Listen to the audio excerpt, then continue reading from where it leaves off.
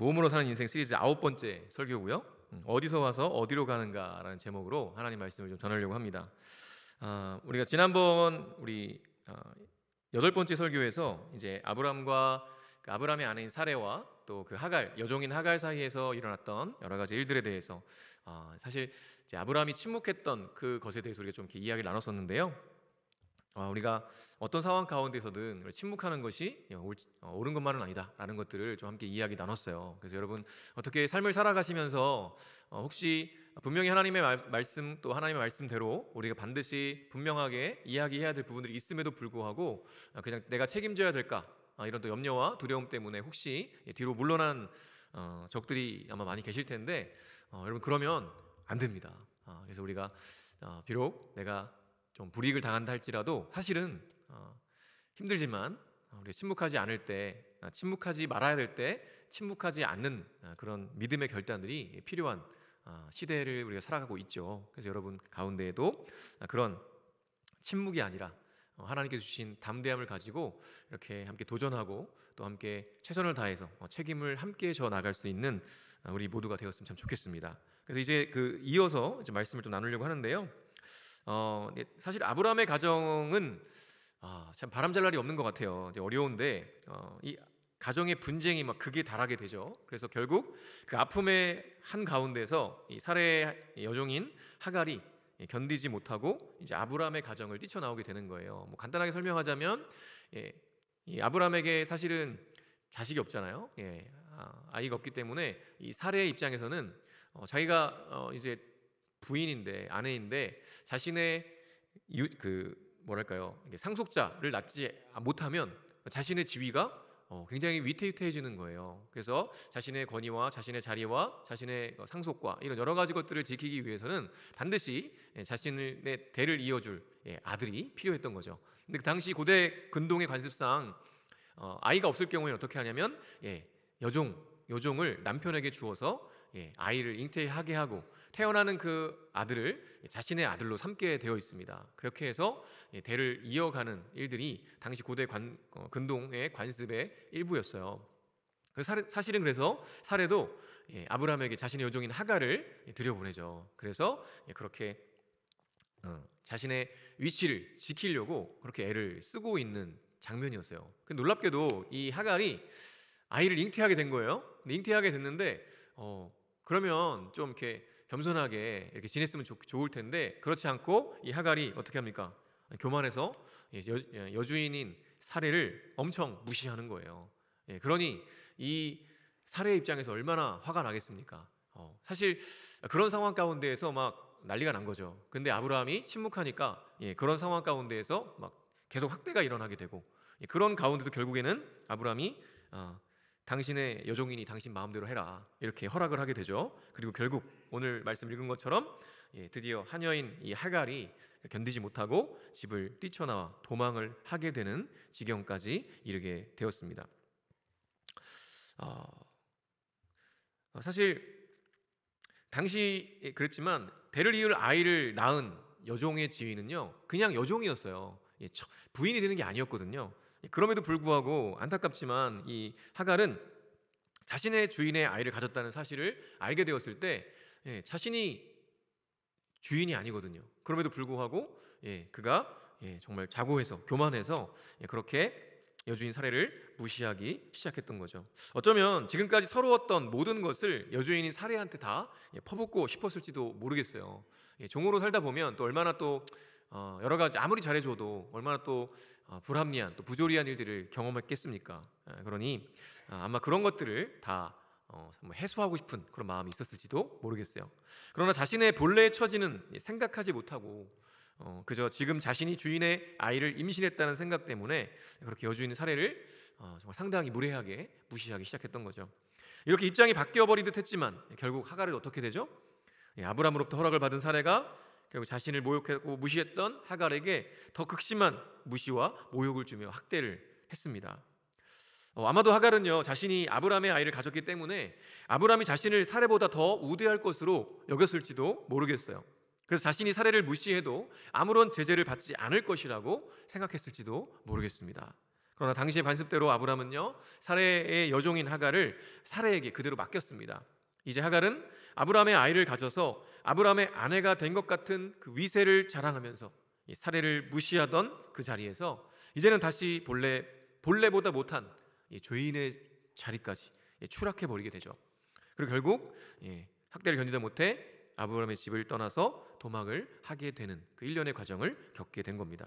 그리고 그렇게 비참하게 도망하던 이 하갈에게 놀라운 사건이 일어나요. 7절 말씀 보니까 이렇게 기록합니다. 함께 읽어볼까요? 시작. 주님의 천사가 사막에 있는 샘 곁에서 하갈을 만났다. 그 샘은 수르로 가는 길 옆에 있다. 네. 지금 하갈이 어디 있다고요? 수르로 가는 길 옆에 있는 이 사막의 샘 곁이라고 성경은 말하고 있습니다. 하갈은 아브람의 집을 나와서 어디로 가고 있었던 것일까요? 수르로 가는 길이라는 설명을 통해서 우리는 하갈의 행선지를 알 수가 있습니다. 수르는요, 이집트 북동쪽과 이 가나안 땅의 남단 요 사이, 그러니까 이집트가 여기 있으면 가나안 땅 여기 있잖아요. 근데 요 중간에 있었던 것이 바로 수르라는 광야였어요. 즉 하갈은요, 자신의 고향인 이집트로 도망을 하고 있었던 거예요. 그래서 가나안을 도망쳐서 수르를 거쳐서 이집트로 가려고 했던 거죠. 그런 상황 가운데 누구를 만나냐면 주님의 천사를 만나게 된 것이죠. 근데 사실 이스라엘 역사에서요, 이집트는 늘 좋지 못한 관계로 나타나고 있습니다. 영적인 의미로 해석해 보자면 이집트는 하나님을 대적하는 상징과도 같은 존재가 바로 이집트였어요. 그래서 이집트는 좋게 말한 적이 한 번도 없습니다. 다 안 좋게 하나님을 대적하고 거스르는 존재들로 표현되고 있는 것이 바로 애굽, 이집트였다는 것이죠. 원래 하갈은요, 그런 이집트에 살던 사람이었어요. 그런 그녀가 하나님의 언약 백성인 이 아브람의 집에 들어와서 여종으로 살아가고 있었던 겁니다. 그런데 아브람은 어떤 존재죠? 아브람은 놀랍게도 복의 근원이었습니다. 하나님이 그렇게 선언해 주셨죠. 그래서 아브람과 함께 있으면요, 복을 받아요. 롯도 복을 많이 받았죠. 그런데 하갈은요, 지금 그러한 복의 땅에서 하나님을 대적하는 이집트의 땅으로 본래 자신의 곳으로 돌아가려고 하고 있는 중이었던 거죠. 자, 그런 상황에서 주님의 천사가 하갈에게 나타납니다. 그리고 묻죠. 사라의 종 하갈아, 네가 어디서 와서 어디로 가는 길이냐? 주님의 천사가 이 질문의 답을 몰라서 이렇게 물어봤을까요? 당연히 다 알고 있겠죠. 모를 가능성은 빵 퍼센트입니다. 그렇다면 왜 주님의 천사는 쫓겨 도망하듯 고향으로 돌아가고 있는 이 하갈에게 나타나서 이런 질문을 던졌을까요? 지금 하갈이 뭐 때문에 아브라함의 집에서 나오게 되었죠? 사례의 학대로 인한 것 아닙니까? 학대가 너무 심하니까 견딜 수가 없어서 결국 도망치듯 나온 거예요. 그러나 더 근본적인 원인은 무엇일까요? 바로 하갈 자신에게도 문제가 있었다는 거죠. 하갈은 본래 이집트 사람이었습니다. 즉 하나님의 언약 백성이 아니었죠. 그런 그녀가 비록 사레의 여종이었지만 아브람의 가정 안으로 들어오게 된 거죠. 하갈은 살아가면서 아브람과 함께 하시는 하나님을 보았을 거예요. 아브람이 하나님을 인해서 복을 얻는 것도 보아왔을 것입니다. 그리고 은혜를 얻어서 아브람의 아이까지 가지게 되었죠. 그렇다면 하갈은요, 당연히 그것으로 인해 더욱 감사하면서 여주인인 사레에게 더 잘 섬겼어야 될 겁니다. 그런데 하갈의 행동은 어땠습니까? 물론 사레의 동기가 좋은 것은 아니긴 했지만 하갈은 자신에게 좋은 것을 베풀어준 여주인 이 사레를 오히려 무시하고 멸시했어요. 결국 그런 자신의 교만함이 이 사레로 하여금 자신을 학대케 하는 원인을 제공했던 거죠. 그런데 하갈은요, 자신이 자식이 없는 이 아브람 가정에 자식을 잉태해 주었는데도 학대를 당하는 것이 정말 못마땅하고 한스러웠을 것입니다. 그런 생각으로 학대를 참다 못해서 그 자리를 박차고 뛰쳐나왔던 것이죠. 그것을 아시는 하나님께서 당신의 천사를 통해서 하갈에게 다시금 기회를 주시기 위해서 이런 질문을 던지신 겁니다. 먼저 하갈의 본래의 신분을 말해주죠. 사레의 종 하갈아. 이렇게 하갈의 위치를 말해줌으로써 하갈의 이 교만함을 내려놓기를 바라셨던 거예요. 본래 하갈, 너는 사레의 종이었다. 그런 너에게 베풀어 주었던 여주인 사레와 아브라함의 은혜를 기억하라는 것이었죠. 너의 본래의 자리를 생각하라는 것이었습니다. 그리고 이어지는 말씀이 뭡니까? 네가 어디서 와서 어디로 가는 길이냐 였습니다. 너의 자리는 어디였으며 지금 네가 가고 있는 곳은 어떤 자리냐라는 질문이죠. 하갈은 어디에 있었습니까? 하나님의 언약 백성인 아브라함의 집 사레의 여정으로 있었죠. 바로 복의 자리였습니다. 그런데 지금 어디로 가고 있습니까? 하나님을 대적하는 이집트로 가고 있는 거예요. 그리고 그가 이렇게 아브라함의 집을 떠나서 이집트로 도망하는 이유는 무엇이었습니까? 하갈의 교만으로 인한 사레의 학대 때문이었죠. 이런 모든 것을 아시는 하나님께서 하갈에게 던진 질문은 바로 그의 정곡을 찌르는 것이었습니다. 이에 대해 하갈이 어떻게 반응합니까? 나의 여주인 사레에게서 도망하여 나오는 길입니다 라고 고백해요. 만일 하갈이 여전히 자신을 학대하는 사레와 그렇게 하도록 허락한 아브라함을 향한 분노와 그런 마음의 상처가 있었다면 어떻을까요? 아마도 주님의 천사에게 자신의 사정을 다 말하면서 사레와 아브라함이 자신을 어떻게 학대했는지에 대해서 말하고 또 자신의 억울함을 호소하지 않았을까요? 그러나 하갈은요, 이 사레의 학대로 인해 도망하는 와중에 만난 이 주님의 천사에게 그렇게 분노와 억울함을 쏟아내지 않았어요. 그리고 오히려 하갈은 정직하게 자신의 처지와 상황을 인정하고 고백하고 있습니다. 이런 하갈의 고백이 무엇을 의미하는 것일까요? 하갈은 그 상황에서 이 모든 일에 자신의 잘못을 인정하고 있는 거죠. 자신의 본래의 위치를 망각하고 그 은혜를 망각하고 교만해서 아브라함 집에 분란을 일으켰던 자신의 모습을 깨닫고 인정하기에 이르렀던 겁니다. 그렇기 때문에 그 질문에 다른 변명을 하지 않고 솔직하게 고백할 수 있었던 것이겠죠.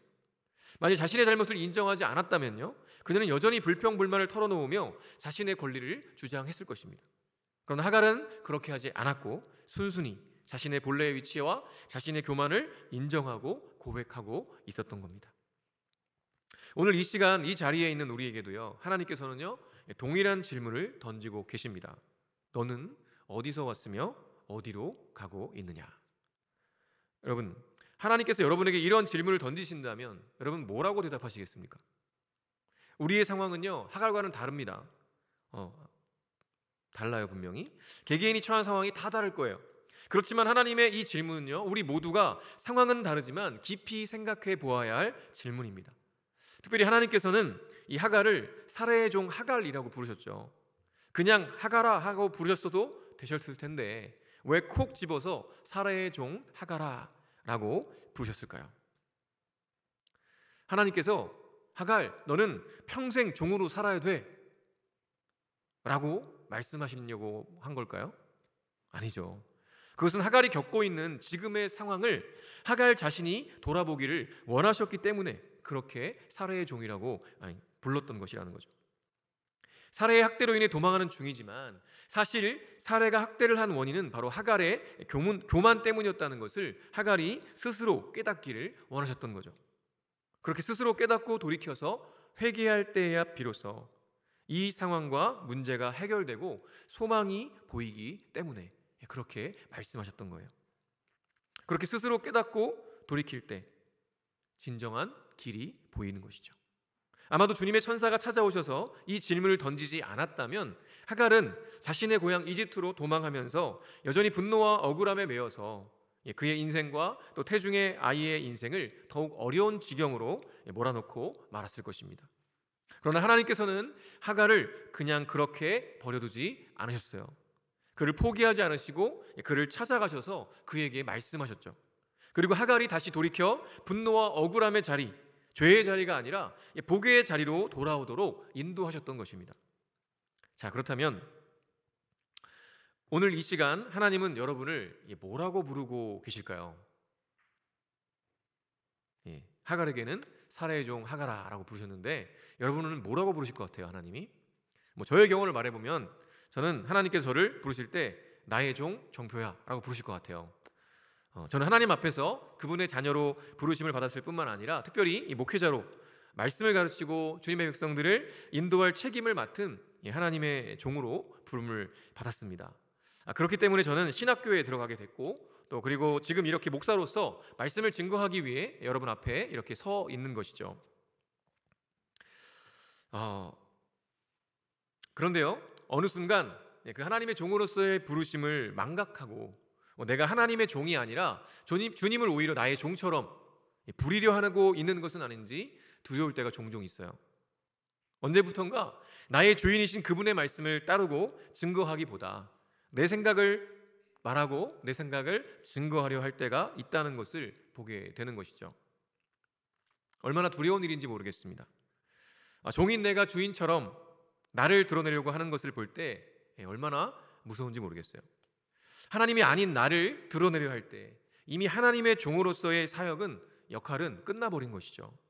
그래서 오늘 저는 이 하갈을 부르시는 하나님의 부르심 앞에 다시금 무릎을 꿇을 수밖에 없습니다. 그리고 지금 네가 어디서 와서 어디로 가고 있느냐라는 그 질문 앞에 또 한 번 엎드려질 수밖에 없죠.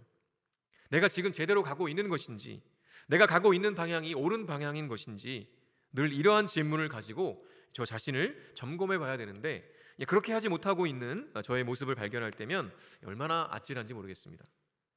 내가 잘못된 방향으로 가면 나에게 맡겨주신 양떼들도 잘못된 길로 인도하게 될 텐데, 그래서 오늘 이 말씀을 연구하고 또 묵상하면서 제게는 그러한 두려움이 있었습니다. 그래서 하나님 앞에 다시금 엎드리고 당신께 순종하겠다고 고백하지 않을 수가 없는 것이죠. 자, 여러분은 어떻습니까? 여러분, 하나님께서 여러분을 뭐라고 부르실 것 같습니까? 또 지금 네가 어디서 와서 어디로 가고 있느냐라고 물으시는 그 하나님 앞에 여러분 또 뭐라고 대답하시겠습니까? 왜 하나님께서 오늘 이 시간 이러한 질문을 우리에게 던지시는 걸까요? 제가 알고 있는 한 가지 분명한 이유는요, 하나님께서 저와 여러분에게 다시 돌이킬 수 있는 은혜의 기회를 주시고 계시다는 사실입니다. 잘못된 길, 즉 하나님과 상관없는 이집트, 오히려 하나님을 대적하는 그 이집트로 가는 길에서 돌이키라는 말씀인 것이죠. 세상 사람들이 좋아하고 많은 사람들이 가고 있는 그 넓고 화려해 보이는 길에서 돌이켜서 참된 그리스도인의 길을 가라고 말씀하시는 것입니다.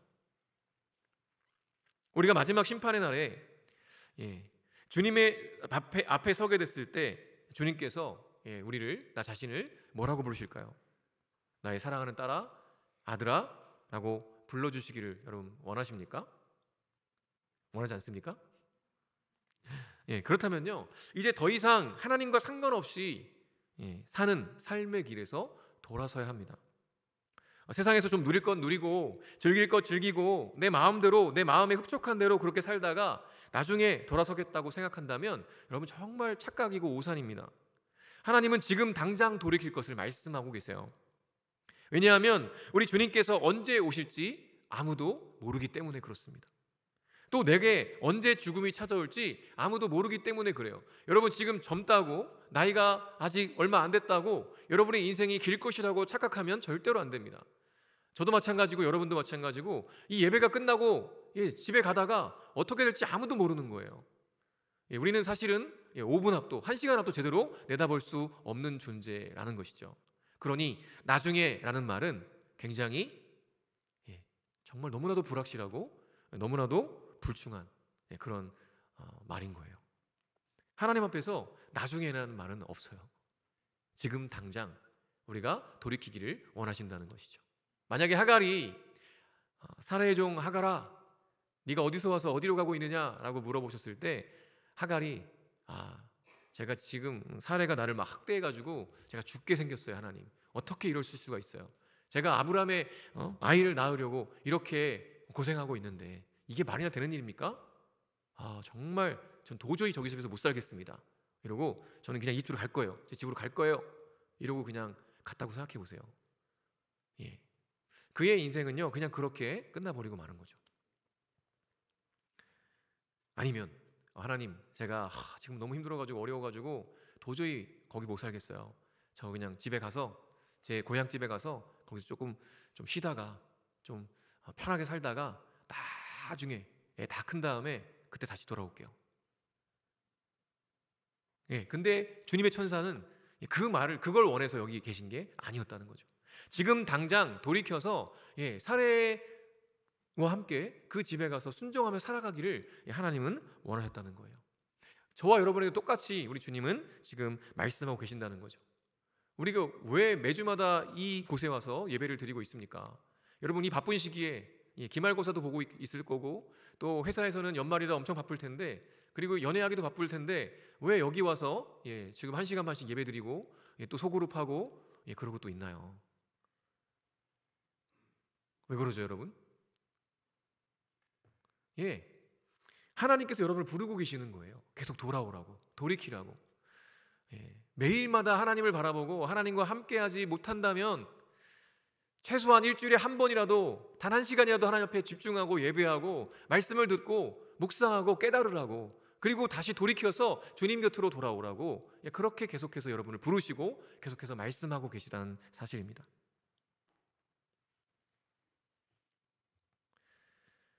여러분, 어리석은 부자의 이야기 아십니까? 예수님의 비유에 나오는 어리석은 부자의 비유. 돈이 너무 많아요. 올해 소출이 너무나 풍성했어요. 그래서 원래 곳간이 있는데 이게 너무 작은 거예요. 올해 소출이 너무 풍성해서. 그래서 어떻게 하죠? 더 크게 짓습니다. 엄청나게 크게 지어요. 그리고 뭐라고 이야기합니까? 내 영혼아, 이러면서 자기 영혼에게 막 독백을 해요. 선포를 해요. 야, 내가 이렇게 풍성한 것을 거두었으니 이제 먹고 놀자, 편안하게 지내라, 이러면서 자기 영혼에게 선포합니다. 근데 그걸 보고 마지막에 뭐라고 합니까? 만약에 하나님께서 오늘 밤 그 영혼을 데려가신다면 그 많은 소출이 무슨 의미가 있겠느냐라는 질문으로 끝이 나요. 그 비유가. 여러분, 우리의 인생이 똑같지 않습니까? 우리가 지금 정말 열심히 무언가를 좇고 있겠죠. 누군가는 돈을 많이 벌기 위해서 애를 많이 쓰고 계실 거예요. 주식 투자도 하고 부동산 투자도 하고 또 코인도 사고, 그러다 지금 굉장히 많이 힘들다는 얘기를 많이 듣고 있죠. 어려울 텐데, 그렇게 돈을 쫓아가는 청년들도 있을 거예요. 또 누군가는 사람을 쫓아가는 사람도 있을 거예요. 사람들의 인정과 사람들의 사랑과 칭찬과 거기에 목을 메고 살아가는 친구들도 있을 거예요. 그런데 사실 그러한 것들이 우리에게 무슨 의미가 있겠습니까? 아무리 그런 것들을 많이 쌓고 아무리 많은 인정을 받고 아무리 많은 것들을 가지고 누린다고 할지라도 하나님이 우리의 영혼을 데려가시면 그 모든 것들이 누구 것이 되겠습니까? 아무런 의미가 없는 거예요. 그 성경은 늘 계속 지금 당장 돌이킬 것을 계속적으로 우리에게 말씀하고 계신 것입니다. 그런데 그러는 거예요. 매주 예배를 드리고 있는데 다음 주에 또 예배 드릴 거라고 생각하는 거죠. 그때 또 기회가 있겠지. 이렇게 내가 마음대로 사는데도 하나님이 나를 그냥 두시네, 또 예배를 드릴 수 있도록 기회를 주시네, 이러면서 하나님의 선하심과 하나님의 그 오래 참으심을 이용하려는 악한 생각을 하는 분들이 있을지도 모르겠습니다. 여러분, 그건요 굉장히 큰 악이에요. 하나님이 오래 참으시는 이유는 여러분이 즐기라고, 여러분이 쾌락을 쫓으라고 그렇게 참으시는 게 아니시죠. 한 사람이라도 더 돌이키기를 원하시기 때문에 지금까지 참고 계신 거예요. 만약에 그게 아니시라면 지금 당장 이 땅 가운데 오셔서 모든 사람들을 심판하실 것입니다. 너무 감사한 건 주님이 그렇게 하지 않으신다는 거예요. 조금 더 기다리시고 조금 더 기다리시는 거예요. 왜요? 더 많은 사람들이 주님께 돌이키기를 바라시기 때문에 그렇다는 것입니다. 여러분, 주님께서 우리에게 기회를 주고 계신 거예요. 주님의 천사가 하갈에게 기회를 주고 계신 거예요. 하갈아, 다시 너의 자리로 돌아가라. 그 복의 자리로 돌아가라. 너의 교만과 그 아집을 내려놓고 다시 돌아가서 하나님의 그 은혜의 자리에서 섬겨라. 지금 애굽으로 가면 너의 인생은 끝이다 라고 기회를 주고 계신 거예요. 우리에게도 마찬가지십니다. 한 치 앞도 모르는 그렇게 연약한 인간인 우리에게 주님께서, 오늘도 주님께서 여러분이 돌이킬 것을 애타게 기다리시고 애타게 바라시기 때문에 오늘도 이 말씀을 여러분에게 들려주고 계신 것이죠. 단지 예수 그리스도를 구세주요 나의 주님이라고 고백하고 끝나는 게 아니에요. 예수님이 나의 주인이라고 고백하면서도 주님의 뜻대로 살지 않는 그런 종이 어디 있습니까, 여러분? 나는 종이라고 고백해요. 예수님이 주님이라고 고백해요. 그러면서 주님 뜻대로 안 살아요. 내 마음대로 살아요. 그리고 제가 아까 얘기했던 것처럼 주님이 오히려 뭐예요? 나의 하인인 것처럼, 내 종인 것처럼 부리는 거예요. 하나님, 내가 이렇게 힘들고 어려운데 나 좀 도와주세요. 힘들고 어려울 때만 주님을 찾아요. 그럼 내가 정말 잘 나가고 정말 잘 뭔가가 되고 있을 때는 주님이 보이지 않는 거죠. 더 많은 것들, 더 나를 만족하게 할 그것들을 쫓아가는 거예요. 그러다가 엎어지면 그때서야 하나님 생각하고 다시 돌아와서 울고 불고. 혹시 그게 우리의 모습이라면요, 거기에 머물면 안 된다는 거예요. 이제 우리가 더 성장해야 될 때를 우리가 살아가고 있다는 것을 여러분 기억했으면 좋겠습니다. 단순히 주님이라는 고백으로 끝나는 게 아니라 그 주님을 고백했으면 내가 그분의 종답게 우리의 삶을 살아가야 한다는 것이죠. 우리의 신앙은요, 단순히 믿음으로 고백하는 것에서 끝나는 신앙이 아닙니다. 그건 참된 믿음이 아니죠. 참된 믿음은 그 고백한 대로 살아가는 것이 참된 신앙이요 믿음이라는 것이죠. 때로 연약해서 넘어질 때도 분명히 있습니다. 그럼에도 주님의 뜻대로 살려고 발버둥치는 삶이 진정한 신앙인의 자세고 삶인 거예요. 하갈은 이런 하나님의 질문의 의도를 알았어요. 그래서 하갈은 자신의 교만함을 깨닫고 다시금 주님의 말씀대로 여주인 사레에게 가서 복종할 것을 결심했습니다. 이렇게 자신의 모습을 있는 그대로 인정하고 고백하는 하갈에게 주님의 천사가 또다시 말씀해요. 11절과 12절 말씀 다 같이 한번 읽어볼까요? 시작. 주님의 천사가 그에게 또 일렀다. 너는 임신한 몸이다. 아들을 낳게 될 터이니 그의 이름을 이스마엘이라고 하여라. 내가 고통 가운데서 부르짖는 소리를 주님께서 들으셨기 때문이다. 너의 아들은 들나귀처럼 될 것이다. 그는 모든 사람과 싸울 것이고 모든 사람 또한 그와 싸울 것이다. 그는 자기의 모든 친족과 대결하며 살아가게 될 것이다. 아멘. 지금 하갈은요, 아마 하갈의 영적인 상태를 보면 천국에서 지옥으로 가고 있던 중이었어요. 아브라함의 자식을 잉태하면서 세상의 모든 것을 다 가진 것처럼 그렇게 여주인을 멸시하고 교만해져 있다가 다시 그 여주인으로부터 자신의 멸시보다 더한 멸시와 학대를 당하며 결국 버티지 못하고 도망쳐서 고향으로 돌아가려던 하갈의 모습이었죠. 그런 절박한 상황 가운데서 주님의 천사를 만나서 다시금 자신의 잘못을 뉘우치고 돌아갈 것을 다짐하는 그 하갈에게, 그것도 아주 커다란 은혜인데 거기다가 자신의 아이에 대한 축복의 메시지까지 듣게 된 거예요. 이것은 지옥에서 다시금 천국으로 올라가는 이전보다 더욱 큰 위로와 힘이 되는 메시지였을 것입니다. 하갈은 이처럼 절망적인 상황 속에서 자신의 모든 것을 아시며 위로하시고 힘이 되어주시는 하나님을 만나는 것에 감탄하며 감사하고 있어요. 그래서 하갈은 그런 하나님의 이름을 보시는 하나님이라고 그렇게 부릅니다. 여기서 보신다는 것은요, 돌아보아 살핀다라는 의미예요. 즉 하갈은 교만해서 내 잘못도 모르고 막 날뛰다가 그렇게 쫓겨나다시피 해서 도망 나온 나 같은 사람도 돌아보시고 살피시는 그 하나님을 만났다는, 그리고 그럼에도 불구하고 살아있다는 그것에 감사하면서 이렇게 보시는 하나님이라고 하나님을 부른 것이죠. 여러분 15절을 보세요. 비록 하나님께서 아브라함에게 약속하신 그 언약의 자손은 아니었지만 하갈은요, 택한 백성도 아닌 이방인으로서 하나님의 은혜를 입었고 또 다른 약속의 자손을 얻게 된 것입니다. 그가 바로 이스마엘이었죠. 비록 그 이스마엘이 들나귀같이 살 것이라는 예언이 있었지만 아무런 소망도 없이 도망치던 하갈에게는요, 그럼에도 불구하고 얼마나 귀한 축복이었는지 몰라요. 그뿐 아니라 이 태어날 아이 이스마엘은요, 아브라함에게 하나님의 약속을 기억하게 하는 귀한 자식이 되었습니다. 왜냐하면 이스마엘이라는 이름의 뜻이 하나님께서 들으셨다 이기 때문에 그래요. 아브라함과 사라는요, 하나님의 약속이 있었음에도 인간적인 방법으로 대를 이어가려고 하갈을 잉태케 했습니다. 그래서 이런 문제가 일어난 거죠.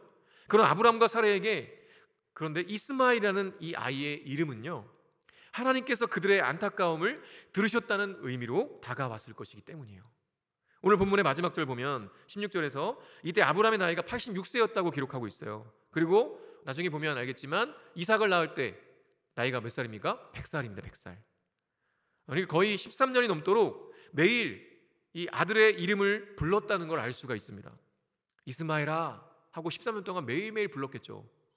이스마엘아 하고 부를 때마다 하나님께서 들으셨다라는 의미가, 이 아들의 이름의 의미가 생각났을 거예요. 내가 그렇게 하나님을 의지하지 못하고 신뢰하지 못하고 인간적인 방법으로 행하다가 그런 낭패를 경험했었는데 그럼에도 불구하고 하나님께서는 이스마엘을 주셨지. 그래, 우리의 마음을 주님께서 들으셨다고 우리에게 말씀하고 계시지. 그러면서 그 약속을 계속 기억했을 거라는 거죠. 얼마나 큰 은혜인지 모르겠습니다. 그리고 이스마엘은 이처럼 이방인이었던 애굽 사람 하갈을 돌아보아 살피시는 하나님의 은혜의 증거이기도 했습니다. 여러분은 하갈처럼 여러분의 하나님을 만나셨습니까? 그리고 하갈처럼 여러분만의 하나님을 부르는 호칭이 있으십니까? 그리고 그 하나님의 은혜의 증거가 여러분에게는 있으십니까? 우리가 교회에 열심히 나오고 신앙생활 열심히 하는 것도 중요하지만 나의 하나님을 만나지 못한다면 우리는 언젠가 삶에 찾아오는 그 시련과 어려움과 고난을 맞이할 때 우리는 너무나도 쉽게 신앙을 포기하게 될지도 모릅니다. 그렇다면 우리는 이제 어떻게 해야 될까요? 그저 하갈처럼 그 자신의 있는 모습 그대로의 모습을 인정하고 하나님 앞에 고백하는 것이죠. 그리고 하나님의 도우심을 구하시기 바랍니다. 성령께서 나를 다스려 주시기를 구하시기를 바라요. 내 인생의 주도권을 성령님께 맡기시기를 바랍니다. 내 인생이라는 그 자동차의 운전대를 내가 운전해 가는 것이 아니라 주님께 그 운전대를 맡기셔야 된다는 것이죠. 그것만이 우리가 온전한 구원을 얻고 누리는 길이기 때문에 그렇습니다. 그렇게 할 때 보시는 우리 주님께서 하갈에게 이스마엘을 주셨듯이 우리에게도 놀라운 상으로 베풀어 주실 줄 믿습니다. 우리 이제 함께 좀 내 갈급함이라는 찬양을 함께 부를 텐데요. 이 찬양을 부르면서 좀 하나님 앞에 더 나아갔으면 좋겠어요. 여러분, 사실 이 하갈이 감찰하시는 하나님, 보시는 하나님을 만났듯이 오늘 이 시간에도 여러분의 하나님을 좀 만났으면 좋겠습니다. 여러분이 어떤 상황 가운데 놓여 있건 주님은 늘 여러분 곁에 계십니다. 마음을 열고 한번 그분의 이름을 좀 불러보셨으면 좋겠어요. 우리 아버지 되시는 그 주님을 한번 불러보세요. 우리의 갈급함을 아시는 유일한 분이십니다. 내가 겉으로는 이렇게 막 교회 와서도 사실 제가 제일 안타까운 건 뭐냐면요, 이 교회라는 정말 새로운 가족 공동체를 우리에게 주셨는데, 너무나 귀한 공동체를 주셨는데, 이 교회에 와서마저도 가면을 쓰고 살아가는 청년들이 얼마나 많은지 모르겠어요. 교회에 와서도 나의 힘듦을 이야기하지 못하고, 나의 아픔과 나의 고통을 이야기하지 못하고, 나의 기쁨과 즐거움도 제대로 이야기하지 못하는, 나누지 못하는 그런 일들이 얼마나 우리 안에 많은지 모르겠습니다. 여러분, 그게 얼마나 안타까운 일이에요. 세상에 가서 사람들에게 말하지 못하는 것이 있다 할지라도 사실은 그리스도의 그 놀라운 복음을 듣고 정말 죽었던 우리를 살리신 그 은혜를 경험한 자들의 이 모임에 있음에도 불구하고 우리는 우리의 아픔과 우리의 상처까지도 제대로 이야기하지 못하고, 그냥 여기서도 그냥 웃고 즐기고 즐거운 것처럼, 잘 살고 있는 것처럼 그렇게 가면을 쓰고 주일을 보내는 그런 일들이 얼마나 많은지 모르겠어요. 그래서 어찌 보면 함께하고 있는 우리 청년들 또 심지어는 우리 사역자인 우리까지도, 저희까지도 여러분의 아픔과 상처와 또 지금의 문제들을 잘 모를 수 있어요. 그런데 놀라운 건 우리 하나님은 여러분의 그 모든 아픔과 문제와 고통과 갈급함을 다 아신다는 거죠. 근데 그 주님 앞에서 우리가 무엇을 속이겠습니까? 오늘 이 시간 이 내 갈급함이라는 찬양을 함께 부를 텐데요, 우리 안에 공허함이 있다는 걸 여러분 깨달으셔야 됩니다. 그리고 인정해야 돼요. 하나님, 정말 제가 공허합니다. 제가 지금 젊은 이 시기에 학업을 해야 되고, 또 학업을 마친 이후엔 취직을 해야 되고, 취직을 한 이후에는 돈도 좀 많이 벌어서 결혼 자금도 마련하고, 또 부모님도 호강시켜드리고, 또 제가 하고 싶은 여러 가지 일들도 해야 되는데, 하나님, 근데 그렇게 추구하고 경쟁하고 이렇게 살아가는 것이 과연 저에게 무슨 의미가 있습니까? 정말 제 인생의 궁극적인 목적은 무엇입니까? 저는 도대체 왜 이 땅에 태어나는 것이고, 제가 왜 이 땅을 두 발을 딛고 살아가야 되는 것인가요? 저는 우리 가정에, 우리 부모님에게, 또 우리 친구들에게 저는 도대체 어떤 의미인가? 그런 것들을 생각해 보면 우리 인생이 얼마나 공허한지 모르겠어요. 그때 그 공허함, 그 갈급함을 우리 주님은 다 아십니다. 그 주님 앞에 우리 마음의 고백을 드리면서 함께 찬양하기 원합니다.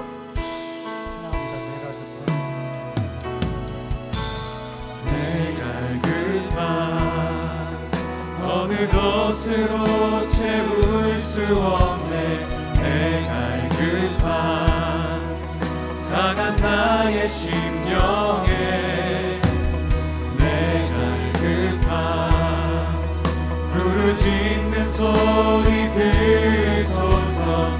내 갈급함 주의 음성 들리네. 내 갈급함 어느 것으로 채울 수 없네. 내 갈급함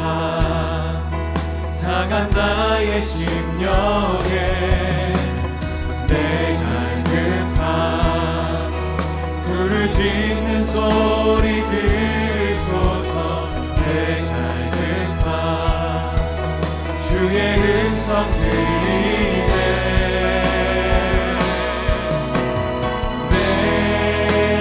내게로 나오라. 영원히 목마른 저녁 없으리. 내게로 나오라. 가까이 생수의 그런 되신 주께 내게로 나오라. 영원히 목마른 저녁 없으리. 내게로 나오라. 가까이 생명의 그런 되신 주께.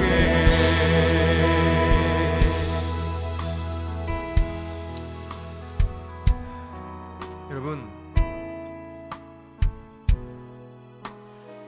하나님은요 우리의 허무함과 우리의 공허함과 우리의 갈급함을 아시는 분이십니다. 우리의 다급함도 아시는 분이세요. 또 우리의 초라함과 또 우리의 초조함도 다 아십니다. 우리의 간절함도 너무나 잘 알고 계세요. 우리 주님이 여러분을 사랑하지 않기 때문에 여러분의 간절함에 응답하지 않으시는 것이 결코 아닙니다.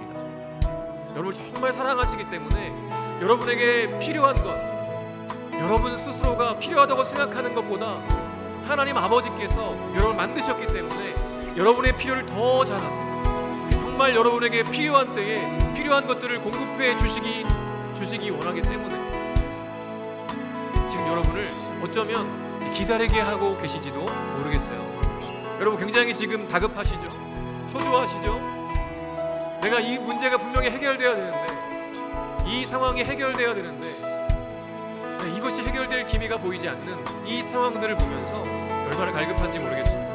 얼마나 간절한지 모르겠습니다. 그런데요, 그 간절함과 초조함과 그 갈급함이 여러분 우리의 눈을 이 세상으로 돌리게 하지 않았으면 좋겠어요. 오늘 이 시간 하갈에게 찾아와 말씀하시는 그 주님이, 살의 종 하갈아 라고 부르시는 그 주님이 여러분을 부르고 계시는 것이죠. 나의 사랑하는 아들, 나의 사랑하는 딸 누구누구야, 내가 지금 어디서 와서 어디로 가고 있느냐 라고 물어보시는 것이죠. 여러분 그 질문에 그럼 뭐라고 대답하시겠습니까? 오늘 이 시간 내가 정말 너무나 다급하지만, 너무나 초조하지만, 너무나 힘들지만 그럼에도 불구하고 주님 앞에 우리의 그 마음을 좀 쏟아놓으면서, 하나님 제가 이런 상황 가운데 있습니다. 이런 조급함이 있고, 이런 초라함이 있고, 이런 불편함이 있고, 이런 상처가 있습니다. 그러나 주님, 나의 갈급함을 주님이 아십니다. 주님, 내가 주님을 의지하며 기다리겠습니다. 주님, 나에게 말씀하여 주시옵소서. 제가 돌이키게 하여 주시옵소서. 다시 주님께로 향하게 도와주시옵소서. 나는 간절한 마음으로 주님의 이름 한번 외치고 기도하며 나가겠습니다. 주여,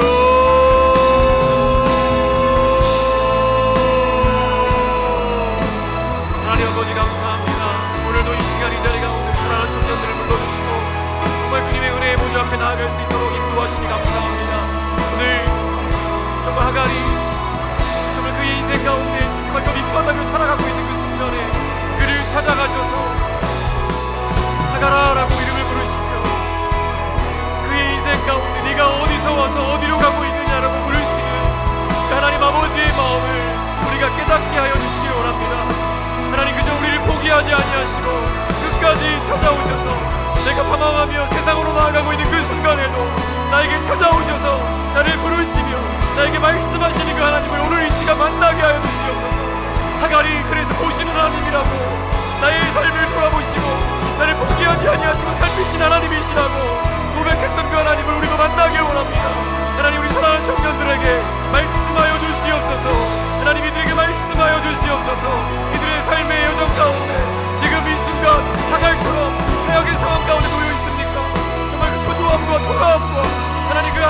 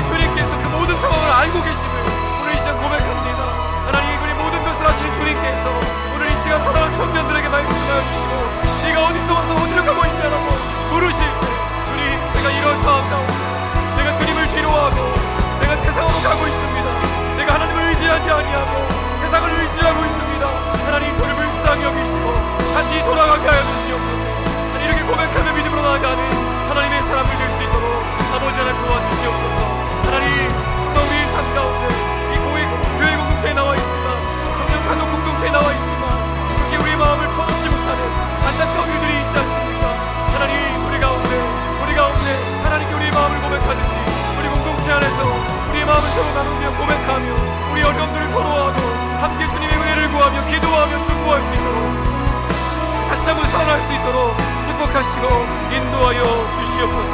오직 주님만이 우리 이기시고 우리 능력이심을 잊지 않게 하시고 그렇게 믿음의 길을 달려갈 수 있는 우리 모두가 될 수 있도록 축복하시고 인도하여 주시옵소서. 주님 감사합니다. 주님 그렇게 역사하여 주시고 우리에게 새로운 일들을 이룰 수 있는 힘과 은혜를 부어 주시옵소서. 주님 감사합니다. 주님 역사하여 주시옵소서.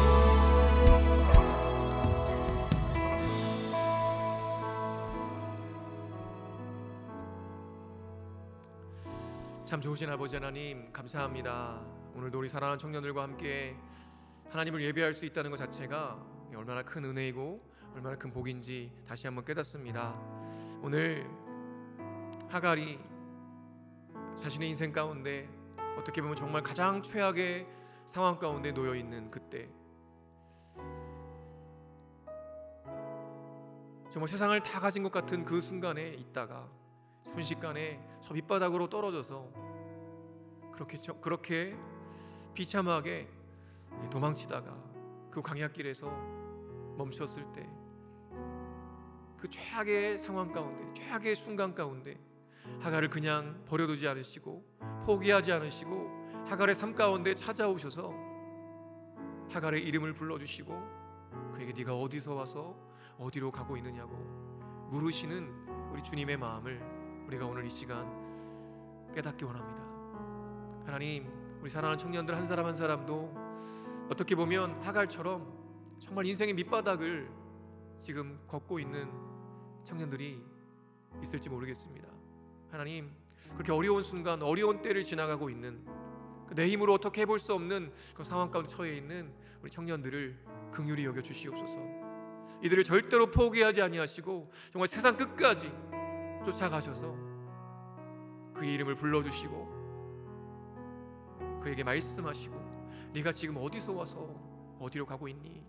내 사랑하는 아들아, 내 사랑하는 딸아, 네가 나를 피해서 세상으로 가고 있는 이 모습이 너무나 안타깝다고 말씀하시며 다시 돌아올 수 있는 기회를 주시는 그 놀라우신 하나님의 은혜와 그 사랑을 우리 청년들이 다 깨닫게 하여 주시옵소서. 그래서 정말 더 이상 우리의 문제와 아픔과 고통을 해결하려고 세상을 바라보는 것이 아니라 우리 모든 것을 지으시고 우리 모든 것을 사랑하시고 우리를 위해 죽기까지 끝까지 사랑하신 그 주님 앞에 우리의 마음을 토로하며 정말 주님께 의지하며 주님을 바라볼 수 있는 우리 믿음의 사람들로 거듭날 수 있도록 축복하여 주시옵소서. 특별히 기도하는 것은 우리 사랑하는 우리 청년 공동체가 정말 하나님이 원하시는, 하나님이 예배하신, 하나님이 이루고자 하시는 정말 하나님 나라가 우리 가운데 이루어지기를 간절히 원합니다. 그래서 정말 교회에 와서마저도 가면 쓰고 내 이야기 하나도 제대로 못하고 그냥 겉모습만 웃고 있다가 돌아가는 그런 안타까운 삶이 아니라 정말 우리 내면에 깊숙하게 있는 우리의 아픔과 고통과 상처와 또 깊은 기쁨까지도 좀 함께 나누고 함께 그것을 위해서 중보기도 하며 위로하고 격려하며 함께 화이팅을 외쳐줄 수 있는 그런 참된 공동체가 될 수 있도록 인도하여 주시옵소서. 하나님, 그래서 우리를 살피시고 우리를 보시는 그 하나님을 우리 함께 경험하는 우리 청년 공동체가 될 수 있도록 축복하여 주시옵소서. 감사드리며 예수님의 이름으로 기도합니다. 아멘.